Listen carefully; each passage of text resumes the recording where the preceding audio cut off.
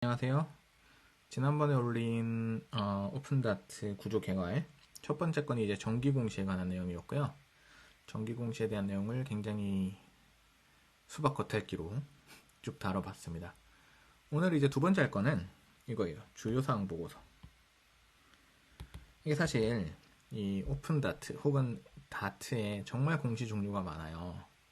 제가 일일이 다 이렇게 열거하기도 어려울 만큼 기억을 이걸 다 하는 건 불가능하다. 이렇게 대략 그 세부 항목 기준으로 한 50여 개에서 60여 개 정도 되는 것 같더라고요. 이 중에는 이제 옛날에 사용이 되다가 안 되는 것도 있고, 최근에 도입된 것도 있고, 뭐 변화가 있었던 것도 있고, 뭐 몇 개의 기업만 예외적으로 해당하는 공시도 있고, 뭐 다양합니다. 다양한데, 제가 이게 뭐가 뭔지를 찾아보려고 그러니까 정말 힘들더라고요. 그래서 제가 직접 하기로 마음을 먹었습니다. 오늘은 그래서 주요사항 보고서입니다. 이게 왜 순서가 주요사항 보고서냐면요. 이 오픈다트에 뭐라고 하죠? 그 세부사항, 네 자리로 되어 있는 공시 세부 코드가 있어요.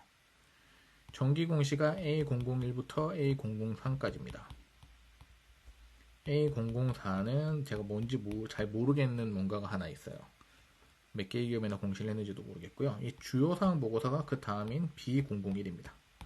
그래서 자연스럽게 정기공시 다음에 나오게 됐는데요. 대충 이게 뭐냐 대체 이게 중요한 거냐 뭐 이런 어떤 것들이 여기에 공시가 되는 이런 걸 좀 알아야 뭘 다음에 공시를 읽으면서 아 그렇구나 이럴 거 아닙니까. 그래서 한번 보도록 하죠. 주요사항 보고서라는 건 뭐냐, 이거는 법인의 경영, 재산 등에 중대한 영향을 미치는 사항이 발생한 경우에, 그래서 주요사항이겠죠. 그 사실을 공시하도록 함으로써 분기마다 제출되는 정기보고서를 보완하는 공시제도다. 그래서 이 정의에 가장 잘 맞는 건 사실 미국의 예를 들자면 아마 AK 파일링이 유사한 것이 아닌가 싶은데 이 AK 그래 정기공시를 생각해 보시면요. 좀 돌아갈까요? 정기공시 A001, 2, 3이 있는데 A001이 미국으로 치면 10K, A002와 3이 10Q에 해당합니다. 분기별 공시. 이게 아마 반기 분기인가? 분기 반기인가? 뭐 아무튼 그런데 이건 정기공시. 연간 나오는 거. 그게 미국에서 SEC라는 사이트에서 공시하는 10K. 분기는 10Q입니다. 그리고 이 AK라는 것은 뭐 그냥 이름이 AK예요. 이 폼 이름인데 보고서 이름인데 이게 좀 겹치는 부분도 있고 사실은 이 AK 파일링은 한국의 이 주요사항 보고서보다 더 많은 사항 을 보고하도록 되어 있는 것 같고 좀 더 혼란스럽습니다. 장단점이 있는데 어쨌든 그렇습니다. 제출 기한은 주요사항이 발생한 다음 날까지. 빡빡하죠. 근데 이제 이건 좋은 점이 있어요. 우리가 무슨 일이 발생했을 때 바로바로 알 수 있다는 좋은 점이 있고, 안 좋은 점은 회사 입장에서 굉장히 서둘러서 내야 된다. 그 결과도 좀 이따 보시게 될 거예요. 그 다음 합병, 분할, 분할합병, 주식의 포괄적 교환 이전 등은 예외적으로 3일 이내에 할 수 있게 준다. 이런 건 좀 더 복잡한 이벤트라 그런가 봐요. 네, 그렇습니다. 자, 그럼 어떤 주요 사항에 대해서 보고를 해야 되냐. 이게 자본시장법 161조 그리고 시행령 171조에 나열이 되어 있습니다. 네, 저는 법 전공도 아닌데 그냥 쭉 보면서 그냥 복사 붙여넣기 비슷하게 타이핑했어요. 그래서 제가 분류를 크게 두 개로 해봤는데요. 첫 번째 게 이거예요. 계속기업 불확실성 관련. 그리고 두 번째 게 자본에 대한 변경사항입니다. 계속기업 불확실성이란 뭐냐? 우리가 회계보고서를 발간하는 상장된 기업들의 경우에는 기본적인 전제가 뭐냐면 이 기업은 반영구적으로 지속적으로 경영을 한다. 그러한 상태를 유지할 것이다 라는 것이 일종의 전제예요. 물론 그 상황을 유지하지 못한다면 이제 파산을 하거나 그런 경우가 생기겠죠. 그런 예외적인 경우를 제외하고서는 이 기업은 계속 청산시까지 계속 운영을 한다. 그게 바로 계속기업의 가정입니다. 그래서 회계사가 내보내는 보고서 중에 제가 한글 이름은 잘 모르겠는데 아무튼 이 계속 기업과 관련된 going concern,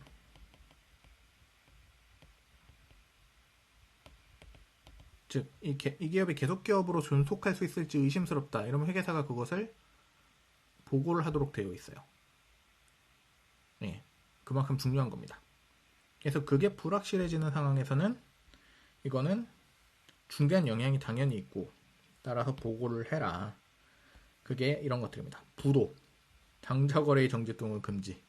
이 당좌거래라는 것은 개인으로 치면 보통 그냥 일반 예금 있잖아요. 마음대로 돈을 빼고 넣고 쓸 수 있는 거.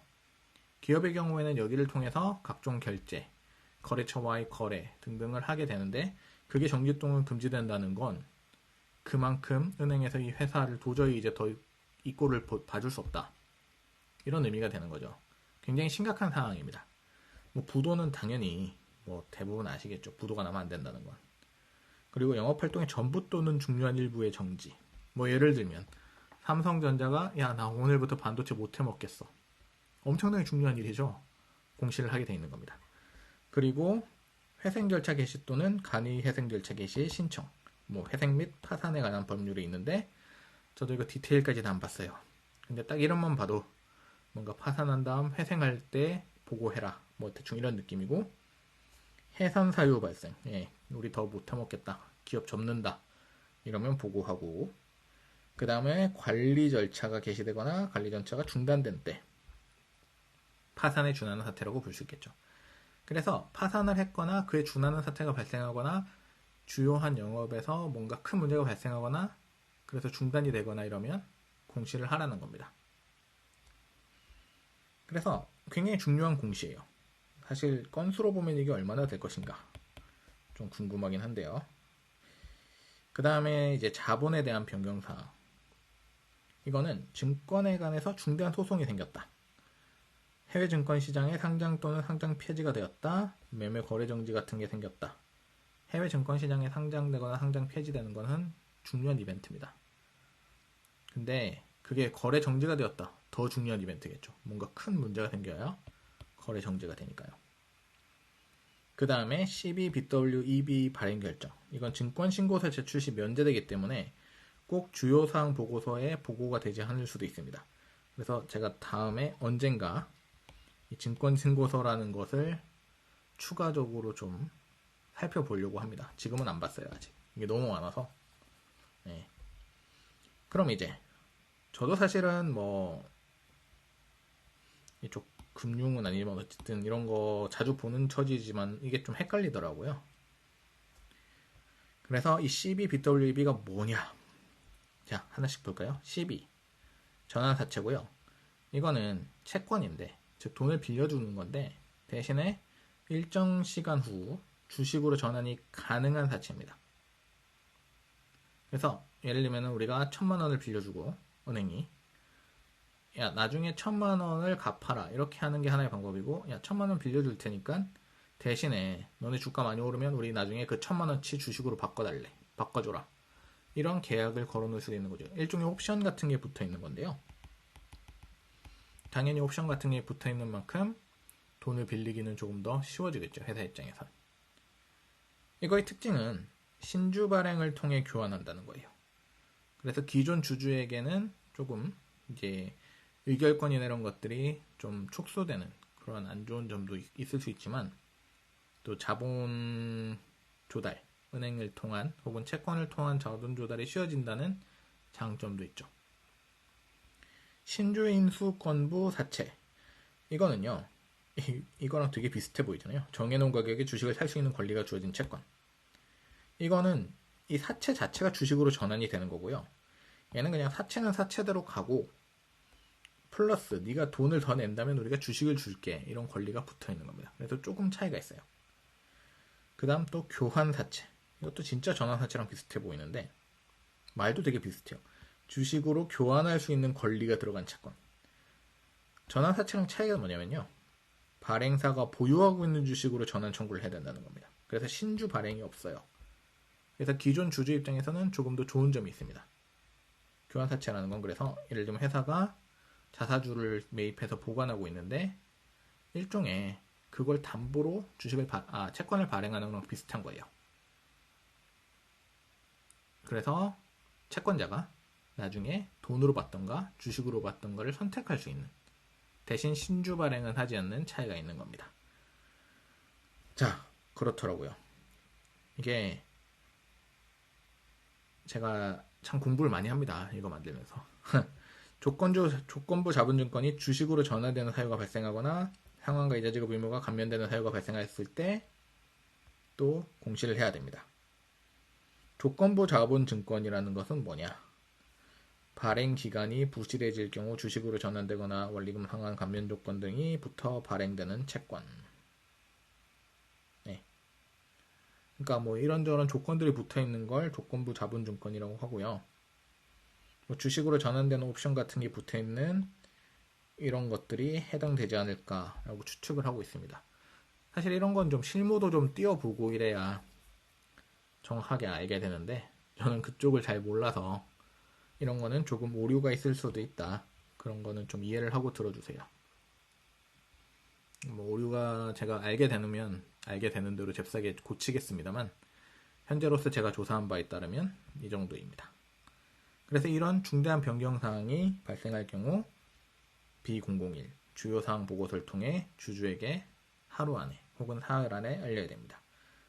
자본에 대한 변경사항은 추가적으로 더 있어요. 자기 주식을 취득하거나 처분, 그래서 신탁계약을 체결하거나 해지하는 경우도 포함입니다. 이건 조금 이따가 뭔지 말씀을 드릴게요. 요즘 다트에 보면은, 요즘은 아닌가? 좀 전이었나요? 한창 주가 오를 때 이게 되게 많았었던 것 같아요. 이 신탁계약 해지? 이게? 그때 뭔가 싶었는데, 저도 게을러서 안 찾아보다가 이거 만들면서 이제 찾아봤어요. 그 다음 합병이나 주식 교환, 뭐 이런 것들. 그 다음에 중요한 영업 또는 자산의 양수도 결정. 그 다음에 이런 걸 권리 행사의 내용으로 하는 옵션 등의 계약 체결, 풋백 옵션. 또 모르는 거 나왔어요. 어쩜 저만 모르는 걸 수도 있죠. 어쨌든 이 풋백 옵션이란 건 뭐냐면, 기업 인수합병에서 인수자가 투자자의 지분을 약정한 조건에 되사주는 약속입니다. 그래서 야, 우리 인수합병 할 건데 너 돈 좀 투자 좀 해라. 대신 우리가 만약에 뭐 문제가 생길 때 대비해서 이만큼은 내가 보장해 줌세. 뭐 이런 계약. 즉 투자자가 위험을 감소시키고 선뜻 투자하도록 만들기 위한 여러 가지 장치들이 있는 거예요. 그런 것들을 풋백 옵션이라고 한다고 합니다. 그래서 이런 것도 사실은 다 비슷한 거예요. 우리가 돈을 빌려야 되는데, 우리가 망할 수도 있고, 아니면 야, 돈 빌려주는 거 대신 주식 받았으면 좋겠다, 이런 후회가 들 수도 있잖아요. 그런 거 대신에 그럴 수도 있으니까 우리가 옵션을 추가해서 너에게 좀 더 좋게 조건을 걸어줄게. 뭐 그런 것들인 거예요. 그래서 이런 자본에 대한 변경사항이나 계속기업의 불확실성 관련된 것들이 있으면 주요사항 보고서를 통해서 공시를 해야 한다. 그래서 상당히 중요한 공시로 보입니다. 사실 이름부터가 그러잖아요. 주요사항 보고서. 근데 이제 정말 궁금한 거는, 사실 전 이런 거 볼 때 이게 정말 그러면 이름이 의미하는 것처럼 중요하냐, 그런 게 좀 궁금하더라고요. 좀 이따가 거기에 대한 얘기도 조금 드릴게요. 우선 제출 현황, 제가 오픈다트 자료를 기준으로 해요. 그래서 보니까 이게 2009년에 최초 등장하더라고요. 사실 제가 이게 지금 자본시장법 등에 의해서 제출 사유가 발생한다고 했는데, 이 자본시장법 입법이 언제 됐는지를 찾다가 못 찾았어요. 뭐 열심히 찾진 않았습니다. 제가 뭐 이걸로 밥벌이 하는 사람도 아니고, 네, 대충 했어요. 그래서 저는 이건 제가 갖고 있으니까 쭉 봤더니 2009년에 시작했더라고요. 뭐 추정컨대 2009년에 뭐 법이 생겼나 보다, 뭐 이렇게 생각하고 있습니다. 2009년부터 2020년까지 상장사만 했을 때 총 42,000여 개의 주요사항 보고서가 제출됐고요. 상당수는 정정 공시, 혹은 첨부 정정, 혹은 첨부 추가 등 수정사항이 있는 경우였습니다. 여기 이런 것들 지금 막 쭉 사유가 있잖아요. 낙서 같아 보여서 좀 지저분한데, 이제는 이런 사유가 발생했을 때 여기에 대한 증빙 서류를 같이 제출하도록 돼 있어요. 그런 증빙 서류를 수정 추가하는 경우들, 그리고 공시 자체가 뭔가 오류가 있어서 수정하는 경우, 그런 것들을 제외하면 23,422개. 굉장히 오류가 많죠? 약 한 45% 정도 되겠네.가 사라집니다. 예, 그래서 첫 번째, 수정사항과 관계없이 그냥 주요사항이 발생한 경우를 세보면 연간 약 2천여 개. 한국의 기업이 총 몇 개나 되죠? 상장사가? 한 3,000개쯤 되나요? 그래서 1년에 한 번씩은 이런 걸 공시하게 된다. 좀 이상하죠. 되게 중요한 일들이거든요. 뭐 합병이니 뭐 등등등등. 그래서 좀 이상해서 제가 봤어요. 어떤 사유로 이놈들이 기업들이 이런 걸 공시하느냐. 오픈다트에 공시된 제목을 기준으로 봤을 때 이런 거 다 제거하고요. 정정이나 첨부. 빈도순으로 상위 5개는 이렇습니다. 유상증자. 야, 유상증자 참 많이 하네요. 그죠? 3,700번. 자기 주식 처분 결정. 그 다음에 전환사채권 발행. 그 다음에 이 2개. 자기 주식 취득 신탁계약 해지 결정과 체결 결정이 있습니다. 네. 그래서 이 5개인데 사실 이거나 이거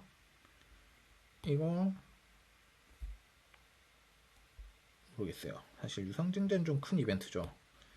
전환사채 발행도 좀 큰 이벤트일 것 같기도 하고 아닐 것 같기도 하고.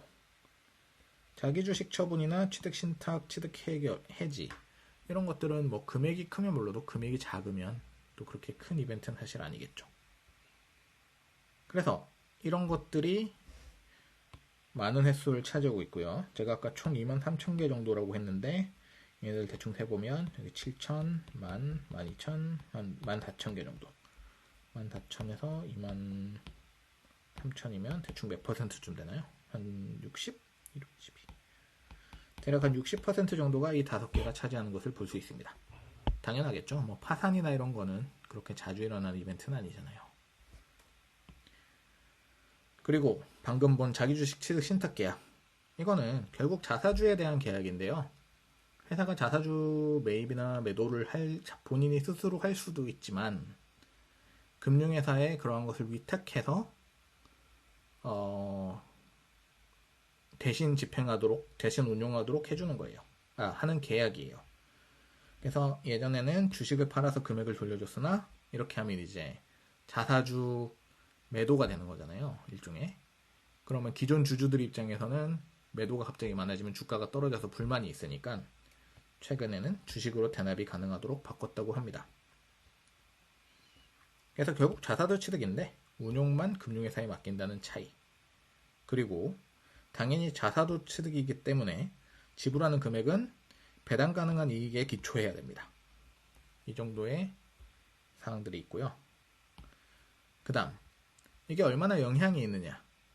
그래서 제가 뭐 이 공시일 주변으로 공시일 다음날, 공시일 전날에 시장 조정 수익률, 뭐 코스피 기업이면은 뭐 예를 들면 기업의 수익률이 그날 1.5%고 코스피가 1% 상승했다. 그럼 0.5% 정도가 대략 이 회사가 추가적으로 이 뉴스에 의해서 움직인 거라고 대략적으로 볼 수 있으니까 이걸 한번 계산을 해봤어요. 그랬더니 이 주요사항 보고서가 나온 날 앞뒤로 하루씩 더해보면 평균이 1.73%, 중위값은 0.4%. 정말 낮죠. 이러면 주요사항 보고서인데 이 주식 움직이는 거 보면 별로 주요해 보이지 않아요. 아마 2가지 정도의 이유를 생각해 볼 수 있을 것 같은데 첫 번째로는 이미 이런 건 다 미리 소식이 샌다. 2번째로는 금액이 크지 않을 수 있다. 뭐 하나 더 굳이 꼽자면 이건 주요사항 보고서 이름만 주요사항이지 전혀 주요하지 않다. 이 정도 3가지 이유가 있을 것 같고 이 중에 뭔지는 좀 더 이제 뭐 고민을 해봐야겠죠. 어쨌든 그렇습니다. 앞에서 본 제목 상위 5개. 그 전에 표준 편차 10일이기 때문에 사실 상당한 베리에이션이 있는 것으로 보여요. 이 주식 수익률에. 어떤 기업은 굉장히 높거나 낮은 수익률을 이 공시일 주변에 기록하게 되고요. 그렇다는 것은 아마 금액 때문에 이러한 미미한 효과가 나타나는 것이 아닌가 하는 추정도 좀 가능은 하겠죠. 앞서 본 상위 5개를 기본으로 보면요. 유상증자 결정과 2.75%, 중위값 0.3. 그래서 뭐 좀 더 높긴 한데 잘 모르겠다. 그 다음에 전환사채권 발행 결정은 0.47%, 1.25%를 각각 보고합니다. 나머지는 다 1% 미만이라서 그렇게 딱히 이게 얼마나 중요한가. 물론 주요한 이벤트이기 때문에 주요사항 보고서라고 이름은 지었겠지만 실제로 이 보고서가 제공하는 정보가 정말 주요한가라는 궁금증은 조금 생깁니다. 이건 좀 더 살펴봐야겠죠, 당연히. 이것만으로 이제 결론을 내리기는 좀 어렵고요. 그렇습니다. 그 다음에 이제 반대로 수익률만 가지고 봤을 때 무상증자 엄청나게 높은 수익률, 중위값도 꽤 높아요. 이건 빈도는 약 600여 번. 여기서 빈도수 100개 이상만 했습니다. 왜냐하면 가끔 일어나는 이벤트들은 좀 글쎄 이게 중요한가. 예를 들면 100번이면 제가 지금 이게 2009년부터니까 대략 한 12년인데 뭐 1년에 한 0.1번 일어날까 말까인 거예요. 이런 걸 뭐 봐서 뭐 하나 싶기도 하고. 그래서 우선은 빈도수 100개 이상만 했습니다. 그리고 주가 정보가 당연히 있는 자료에만 한정해서 지금 앞에 페이지랑 여기는 보여드리는 거예요. 그래서 무상증자 결정, 그리고 앞에서 봤던 전환사채 발행 결정이 상위 2등입니다. 그 다음에 신주인 수권부 사채 발행, 그 다음에 유상증자, 합병, 이 5개가 수익률이 높은 5개입니다. 빈도로 봐서는 이 정도고요. 그래서 일단은 여기까지 봤을 때 이게 뭐에 대한 거냐? 오케이. 그거는 알았죠. 뭐에 대한 거냐? 주요사항 2가지. 자본에 중대한 영향, 혹은 계속기업 과정에 중대한 영향이 있는 것들에 대한 보고서다. 그리고 적어도 지금이 굉장히 초기적인 분석에 의하면 주식 반응, 사람들이 공시를 봤을 때 막 놀라서 주식을 막 엄청 산다던가 엄청 판다던가 그런 일은 잘 일어나지 않는 것 같기도 하다. 그런 느낌이 좀 듭니다. 그래서 이 정도로 주요사항 보고서는 마무리를 하고요. 다음에는 또 다음 공시 B002가 뭘까요? 그걸로 한번 제가 또 자료를 준비해 볼게요.